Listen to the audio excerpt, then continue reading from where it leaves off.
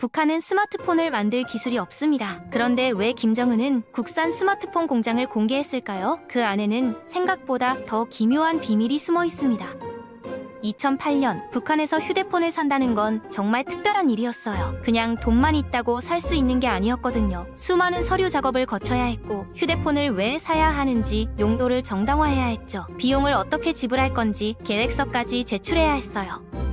그런데 더 놀라운 건 2002년부터 2004년까지 북한에 잠깐 이동전화 네트워크가 있었다는 사실입니다. 헝가리에서 들여온 중고 장비로 만든 수닛이라는 네트워크였죠. 근데 이게 18개월 만에 갑자기 폐쇄됐어요. 김정일이 중국 국경 근처에서 기차 사고로 거의 목숨을 잃을 뻔한 사건 때문이었죠. 이동전화 네트워크가 그 폭발과 실제로 관련이 있었을까요? 사실은 아니었어요. 하지만 누군가는 처벌받아야 했고 그 누군가는 모든 사람이었던 거죠. 그래서 휴대폰 네트워크 전체가 사라졌습니다. 그렇게 4년이 흐른 뒤 북한은 다시 이동전화 네트워크를 구축하기로 결정했어요. 방법이 좀 특이했는데 이집트 인프라 회사를 속여서 네트워크를 만들게 한 다음 즉시 훔쳐버렸거든요. 이 네트워크의 이름이 코롤링크입니다. 북한의 15개 주요 도시와 일부 철도에 3G 서비스를 제공하지만 일반적인 이동통신 네트워크와는 완전히 달라요. 오늘은 북한 스마트폰의 기묘하고도 독특한 세계에 대한 이야기입니다.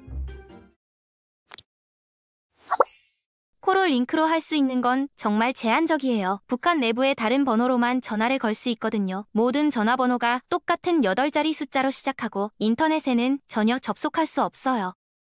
그럼 데이터 통신은 뭐가 가능할까요? 광공이라는 북한판 인터넷에만 접속할 수 있습니다.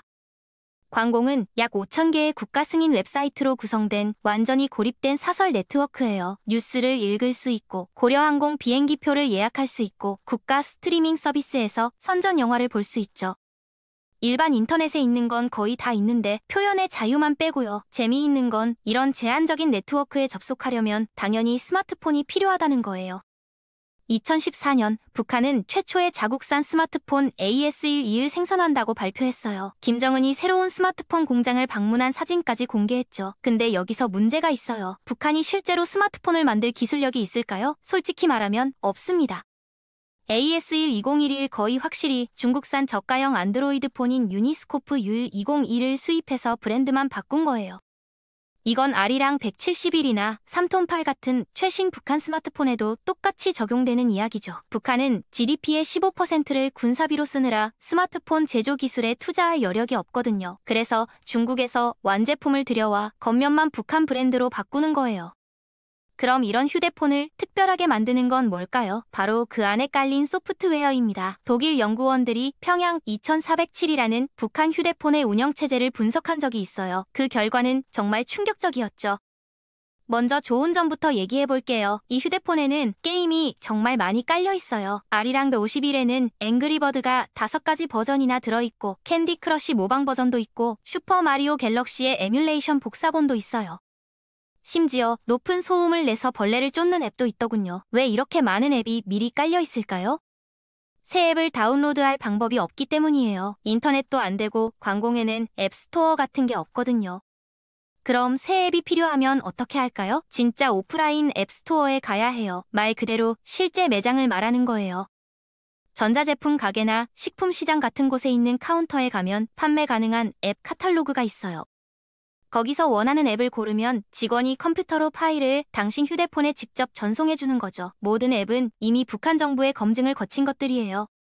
여기서부터 좀 기술적인 내용이 나오는데요. 정말 중요한 부분이에요. 북한 스마트폰의 안드로이드 운영체제는 모든 파일을 일일이 검사합니다. 사진 한 장, 노래 한 곡, 앱 하나하나 전부요. 모든 파일에는 특수한 암호화 서명이 필요해요. 서명에는 2가지 종류가 있어요. 첫 번째는 나타 서명이라는 건데 이건 북한 정부만 추가할 수 있어요. 김정은을 비판하는 내용이나 외부 세계에 대한 정보 같은 위험한 내용이 없다는 걸 보증하는 거죠. 두 번째는 자체 서명인데 이건 휴대폰 카메라로 찍은 사진처럼 기기 자체에서 만든 파일에만 붙어요. 만약 파일에 이 2가지 서명 중 하나라도 없으면 어떻게 될까요? 휴대폰이 파일을 열자마자 자동으로 삭제해버려요. 예를 들어 누군가 이 영상을 북한 스마트폰에 넣으려고 하면 재생 버튼을 누르는 순간 사라지는 거죠. 더 무서운 건 레드 플래그라는 프로그램이에요. 이건 백그라운드에서 계속 돌아가면서 서명 시스템이 제거되지 않았는지 감시해요. 그리고 앱을 열 때마다 스크린샷을 찍어서 정부만 접근할 수 있는 폴더에 저장하죠. 사용자는 이 폴더를 볼 수도 삭제할 수도 없어요. 혹시 이게 그냥 허세이고 실제로는 작동 안 하는 거 아닐까 생각할 수도 있잖아요. 북한 정부는 그런 의심조차 차단하려고 특별한 장치를 만들었어요. 트레이시스 뷰어라는 앱인데요. 이 앱의 유일한 목적은 당신이 볼 수도 삭제할 수도 없는 스크린샷 폴더가 실제로 존재한다는 걸 보여주는 거예요. 휴대폰이 진짜로 당신을 감시하고 있다는 걸 증명하려는 거죠. 정말 기묘한 발상 아닌가요? 보통은 감시를 숨기려고 하는데 북한은 오히려 감시 사실을 드러내서 사람들을 통제하는 거예요. 당신이 무슨 짓을 하든 다 기록되고 있다는 걸 알려주는 겁니다. 이쯤 되면 우리가 쓰는 스마트폰이 감사하게 느껴지죠. 물론 구글도 우리 데이터를 수집하지만 적어도 우리가 뭘 봤는지 일일이 스크린샷을 찍어서 보여주지는 않잖아요. 증거 폴더가 없으니까 감시받지 않는 거라고 생각할 수 있는 거죠. 그런데 북한 스마트폰 시장은 이런 통제에도 불구하고 계속 성장하고 있어요. 2008년에 코로링크가 시작될 때만 해도 가입자가 거의 없었는데 지금은 수백만 명이 스마트폰을 쓰고 있거든요. 물론 전부 정부의 감시 아래에서 말이죠. 사람들이 왜 이런 휴대폰을 살까요? 선택지가 없기 때문이에요. 북한에서 통신수단이 필요하면 이런 휴대폰을 쓰는 수밖에 없어요. 그리고 제한적이긴 해도 광공을 통해 뉴스를 보고 영화를 보고 다른 사람과 소통할 수 있으니까요. 개인적으로 이 이야기를 조사하면서 느낀 건 기술이 자유를 가져다 준다는 생각이 얼마나 순진한 건지 깨닫게 되더라고요. 스마트폰은 전 세계 어디서나 비슷하게 생겼지만 그 안에 뭐가 들어있느냐에 따라 자유의 도구가 될 수도 있고 감시의 도구가 될 수도 있는 거예요.